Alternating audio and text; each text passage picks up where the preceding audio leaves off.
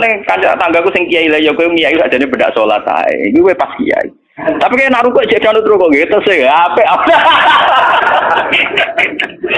Tangga-tangga deh, wong sholat itu apa perai? Gara-gara kecewa apa? Ya tak omongi masyarakatnya tak omong. Nak ben perai yo perai. Dari awal sholat itu sunat. Orang usah maksa sholat itu sebagai gremeng dari awal sholat itu apa? Kena arah percaya tak baju di sholat itu. Mau aku nganti saya biasa sholat itu. Mula biasa dengan di sana sholat iki toko-toko biasa. Ya iki biasa mawon dulu. Ya tapi kan jadi sekeramat gitu wong sekarang aja. Ya biasa mawon gitu.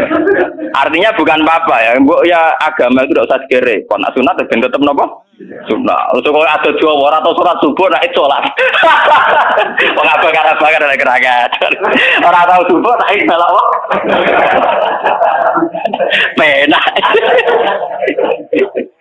Subuh wajib ora tahu pas itu apa?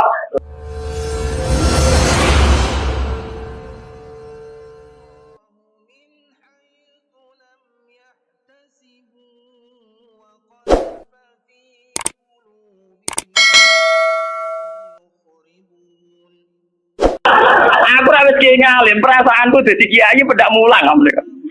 Ora mulang wis rapati napa? Iya. Dohat kontak itu goto gua nganti saat ini biasa teng pasar lu teng parkiran lu teng isor biasa. Itu tiang lu gue sudah motor dulu. Kadang nggak wonder kamu. Gus ono Gus Ba. Nabi bilang aku nyayu pedak mulang. Kenapa ini gitu rapat sing apa? Cuma tetap bang soleh. Kita omong ya. Aku tetap bang soleh. Lalu kulon ulama paling ratau tersinggung. Mboten ate kula tersinggung. Kali rukun tak kontan urut mboten tersinggung. Dia biasa mah. Ya, ranura itu artinya jadi akal, jadi pertimbangan. Ya, apa jadi akal lah. Kudune seneng di santri jadi akal. Kadang kita ini berlebihan, ngongkon wong liya juga taat di luar konteks urusan agama. Kadang kita nyuruh orang itu kan hadun nafsi. Misalnya aku jadi kiai di rumah mewah, tentu kepengen ono pot sing indah, ono bunga sing indah. Ngongkon santri wajib nurut, itu kan aku nafsu. Saat aku kepengen di bunga yang indah, di taman indah kan nafsu. Kenapa instruksinya pakai lembaga kekiainan? Paham ya? Oh, itu kan kriminal, apa? Paham ya? Kecuali misalnya Ruhin ngaji ngantuk, anggap kriminal bener dalam konteks agama kok itu kriminal. Paham ya? Tapi nak Ruhin tak konopo tamanku dia ngantuk itu sah, karena saya sendiri ketika kepengen taman itu ono sabun itu harus dibedakan. Soalnya kanca tanggaku sing kiai lah ya kowe kiai adane bedak salat ae. Iki kowe pas kiai. Tapi kayak naruh kok jadi anut kok gitu sih, apa?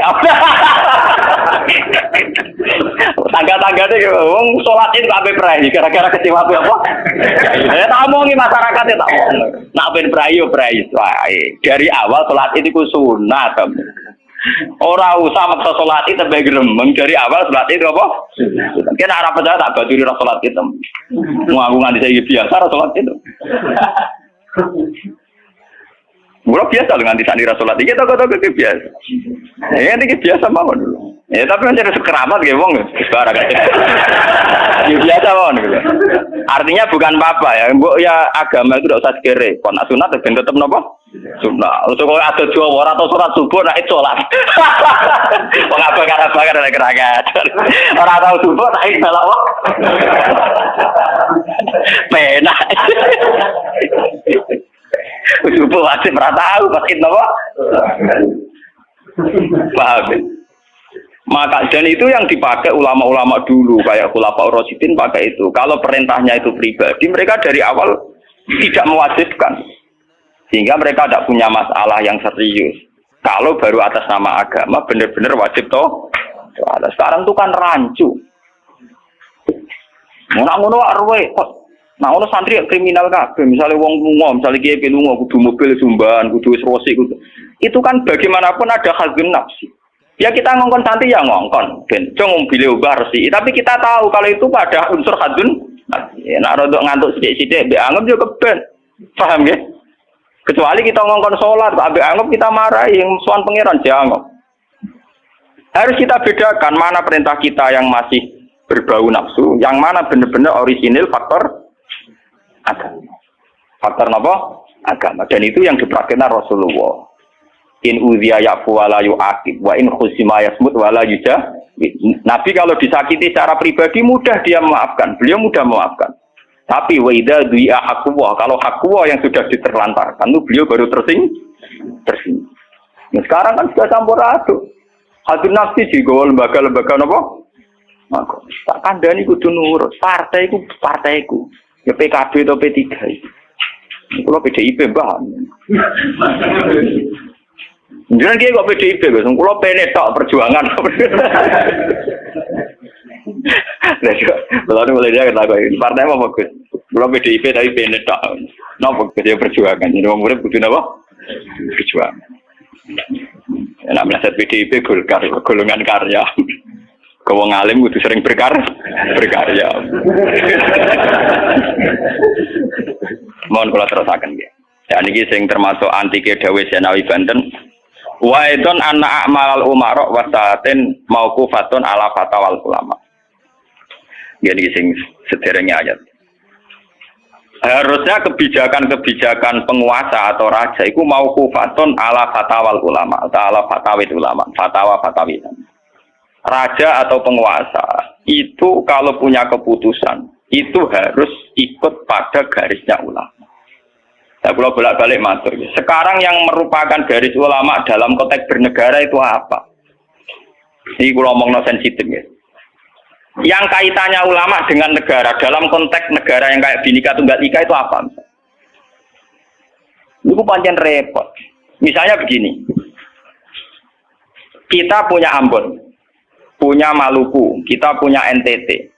Ketika dipaksakan dulu piagam Jakarta yang memaksakan syariat Islam, tentu mereka akan menantang keluar dari Indonesia, NTT dan Ambon, Irian Jaya misalnya. Yang kayak begitu itu tidak fatwanya ulama, itu sudah masalah bernegara. Nah, kalau nanti tanggal kiai coro jenengan sebutikus, misalnya Indonesia memaksakan penerapan syariat Islam. Syariat Islam yang mana? Kalau syariat Islam formal mungkin kita akan mengatakan sebaiknya diterapkan syariat Islam. Tapi termasuk syariat Islam adalah menjaga peluang dakwah. Ini catat. Dan saya siap ketemu Allah dengan pendapat ini. Bukan berarti saya terus pluralisme atau pakai teori-teori modern. Tidak. Saya pakai teori ulama. Saya tidak pakai teori modern. Catat ini. Saya tidak pakai teori modern. Pakai teorinya ulama. Termasuk syariat adalah menjaga peluang dakwah. Bayangkan kalau dipaksakan syariat Islam kemudian NTT keluar dari Indonesia Ambon. Kemungkinan kita dakwah di Ambon malah tidak ada. Juga kemungkinan Islamisasi di NTT malah tidak ada karena sudah keluar dari Indonesia. Paham ya? Mulai dulu wali songo ambek maling ya apik. Ambek tukang zina ya apik. Ambek tukang gaduh ya apik. Itu bukan berarti mereka tidak bisa bedakan hak dan batil. Dengan diapii masih ada peluang komunikasi. Dan dengan ada peluang komunikasi, ada peluang dakwah, ada peluang pembenahan. Sama. Dengan utuhnya NKRI NTT bagian dari Indonesia, saya iso Kiai Rapai kok rugen buak rono NTT. Ben dadi Kiai. Ya. Lho kanca kula ning pondok dhisik ra kanggo ini ran jaya Kiai provinsi lah. Wingi sowan kula ngajak pangdam lho. Ya Allah Gus kula munggo ning sarang Kiai RT ora payu ning kono Kiai provinsi. Lho wingi sowan kula niku sowan numpak sahabat bareng sinten? Pangdam. Saniki mun gawe yayasan nggih sekolah tinggi lah. Jadi rektor saya gitu. Wadah buta huruf ora roh. Wong sak urip-uripe ngaji mek kula-kula roh tenan bodorane roh tenan. Saya bakasane mbek napa? Pangdam. Mergo ketika ada kerusuhan di sana, mesti tokoh agama diundang Pangdam. Dan ini termasuk mewakili tokoh provinsi levelnya napa?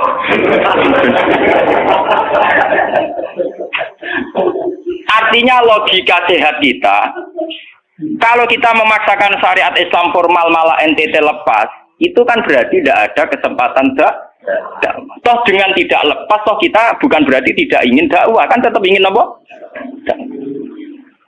Makanya bojo ngecewakno lae aja pegat. Nak ra mbok pegat ana kesempatan dandani, nek kena wong ra iso.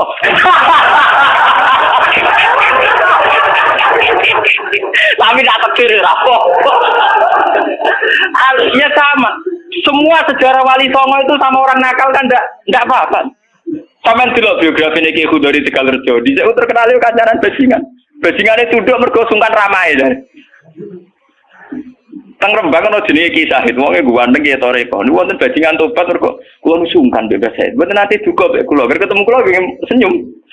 Lha iku sungkan senyume nganti tobat. Artinya apa? Saat kita ekstrim atas nama hak dan batil malah lari. Toh teori itu ya diakui Quran walaupun tafazzan ghalidul qalbi lan faddu min hauli. Toh teori itu juga tidak jauh-jauh dari aturan Islam. Meskipun kita juga punya teori yang lain karena ini tidak selamanya berjalan lancar. Kadang gue kancanan nakal ya belok akal tenan. Kancanan nonde ya katut tenan.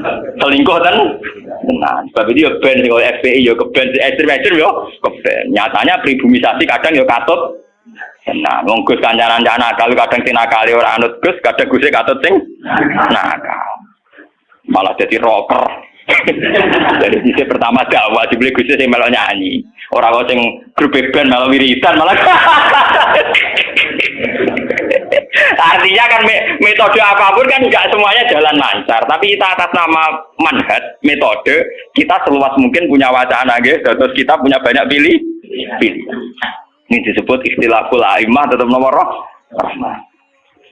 Makanya yang kamu maksud dengan syariat Islam itu apa? Kalau sering bilang, yaitu misalnya ditetapkan undang-undang gini. Setiap syariat Islam, kenapa kita ngemis ke negara? Nunggu diundangkan. Kapan kita mandiri sebagai ulama kalau setiap syariat Islam nunggu diundang? Sebelum diundangkan negara, kita sama ulama selalu dakwah ilallah. Misalnya sebelum ada badan narkoba, urip-uripe kiai mesti anti narkoba. Sebelum ada undang-undang misalnya tentang kawin, perkawinan, urip-uripe kiai nak kawin mesti goleki wali. Nah, ana tanggane kawin digoleki syahid, goleki napa? Wali.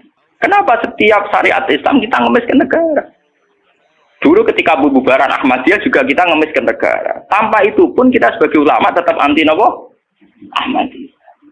Lah nek saiki misalnya tokoh Ahmadiyah kalau yang menarik di bangku lah saiki kowe lomonti mbek kiai kono. Kowe kali-kali nyalahno awake dhewe barang. Ngono kalah lomo ngono ae. Bagaimana mungkin kita dakwah nek kiai sunine medhit, kiai non sunni lo? Ketika wong lari ning aliran dari aliran apa ses? Engko kan nanti hisab pangeran iku mlayu perkara kowe medhit ora perkara apa-apa, ora lara. Paham ya? Ini masalah. Makanya kalau baleni malih ya. Syariat Islam itu komplit, termasuk aturan hak dan batil tapi juga aturan dakwah. Makanya kalau terima kasih ya, sama ulama-ulama sekarang itu sekarang ada rumus, ada fiqhul ahkam. Fikih yang menentukan hukum ini haram, ini halal, ini mubah, ini khilafil aula. Tapi juga ada fiqhud dakwah. Di mana dalam sebuah proses diperlukan satu toleransi, jenis apa fiqhud dakwah. Dan itu penting kita kaji. Karena dalam sejarah Makkiyah juga begitu, dalam sejarah apa Makkiyah. Ketika periode Mekah, zina itu tidak pernah halal. Kamu catat, zina itu tidak pernah halal. Maling juga tidak pernah halal. Tapi ada periode 13 tahun di mana Nabi tidak sering ngomong haramnya zina, juga tidak ada hukuman bagi pezina. Artinya apa? Tidak mendesak untuk membicarakan urusan zina, urusan maling. Karena yang mendesak saat itu urusan tauhid. Misalnya kamu dakwah di NTT. Tentu yang penting umat diajak ke logika bahwa tauhid itu lebih benar ketimbang trinitas. Ya hanya begitu saja. Kamu tidak mungkin langsung masuk ke urusan zina, maling, gento, dan sebagainya. At-tadrid fi sunnah, proses dalam sunnah. Itu juga penting, ini tahapan-tahapan dalam proses Lah fatwa ulama itu termasuk fatwa yang begini-begini ini. Makanya dalam semua sejarah wali ini catat, mesti ada ulama formal, ada ulama yang ora formal. Di sini ada ulama yang pro syariat kayak Sunan Kudus. Wah, selawase ra cocok misalnya Kali Joko.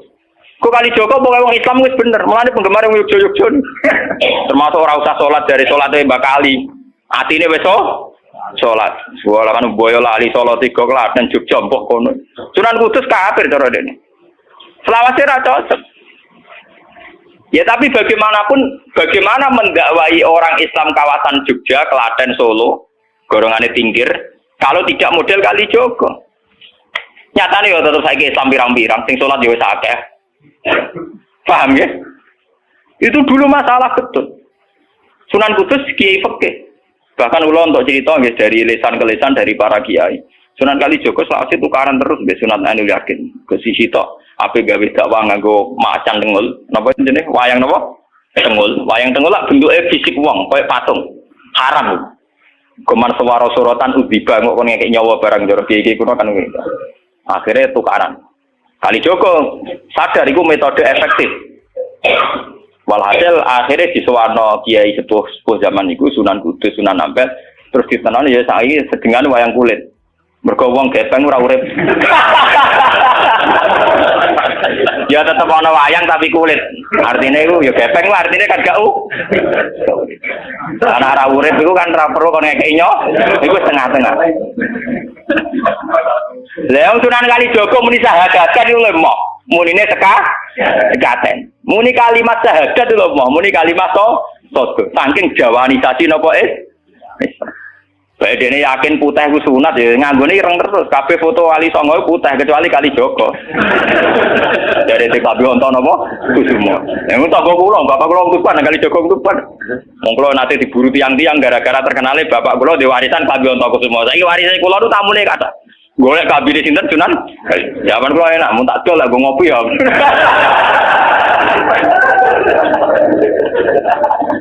Mau Gus barang apik tipe didol go ngopi. Sing duwe aku terserah kula. Oh ngenyawang tenan wong alim siji bakat ono Gus semua. Payah tenan. Mulai dulu Abu Yazid Al-Bustami juga begitu. Mesti ada ulama yang di kampung-kampung. Sama tak ceritain ya, biar ulama syariat tidak terlalu ekstrim. Zaman Sayyidina Umar jadi khalifah resmi yang ditunjuk para sahabat. Dan saat itu belum banyak konflik. Yes, belum banyak apa. Itu Sayyidina Umar mendapat amanah dari Rasulullah Shallallahu Alaihi Wasallam. Umar, saya punya umat. Dia adalah orang terbaik di zamannya. Ya, saya punya umat. Dia adalah orang terbaik di zamannya. Namanya Uwais Al-Qarni. Kalau kamu ketemu dia, salamku untuknya. Dan kamu harus minta doa supaya husnul khotimah. Terus dari Umar, fakih fabi. Pulang ngertosi sepundi. Dia udah penyakit baros. Fa'adhabahu wa ilamu di'adirham. Walhasil nenggone katifil aisar ada bekas penyakit baros tinggal tak apa? Sakoin ya. Terus ini apa? Sakoin. Ini kalau cerita. Dia punya ibu sendiri hidup di kampung Angon Wedhus. Walhasil Umar tiap ana tamu ya diblodori. Paham ya agar sing raine mirip-mirip ngono iku. Nah ora kutil kan maksudnya iku. Ora mau diatur. Mboten iki lho cerita, ben sampean ngerti.